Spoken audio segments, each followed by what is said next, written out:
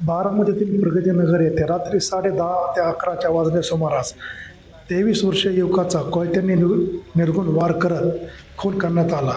या प्रकरणाने बारामती पुन्हा आदरले आहे. प्राथमिक माहितीनुसार मुलीशी बोलत असल्याच्या कारणावरून हा प्रकार घडल्याचा संशय असून या प्रकरणी पोलिसांनी तिघांविरुद्ध गुन्हा दाखल केलेला आहे.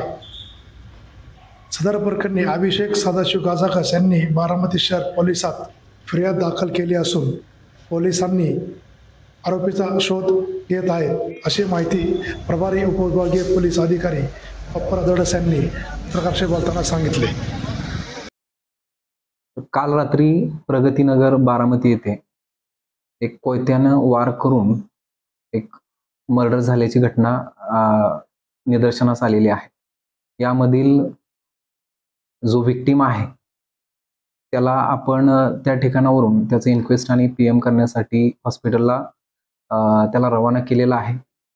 आणि यामध्ये या घटनेच्या पाठीमागं काहीतरी मुलीशी बोलण्याच्या कारणावरून त्याला मारण्यात आल्याची प्रथम दृष्ट्या आम्हाला माहिती मिळालेली आहे. यामध्ये 3 आरोपी आम्ही त्या ठिकाणी त्यांची नावं निष्पन्न झालेली आहेत. सध्या ते ॲब्स्कॉन्ड आहेत आणि त्यांना आम्ही शोधण्यासाठी 4 वेगवेगळ्या टीम तयार करून आम्ही त्यांना त्या ठिकाणी पाठवलेले आहेत.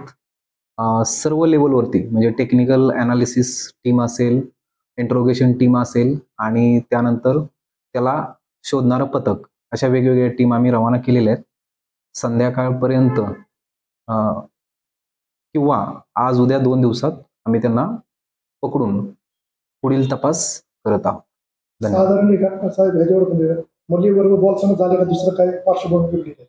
नाही, मुलीबरोबर बोलताना नाही, मुलीबरोबर बोलण्याच्या रागातून, म्हणजे एका मुलीबरोबर तो बोलत आहे या रागातून तिच्या मावस भावाने त्या ठिकाणी त्या सदर विक्टिमला कोयत्याचा वार करून मारलेला आहे, असं प्रथम दृष्ट्या आम्हाला तपासामध्ये निष्पन्न झालेलं आहे. काय CCTV फुटेज वगैरे काय आहे?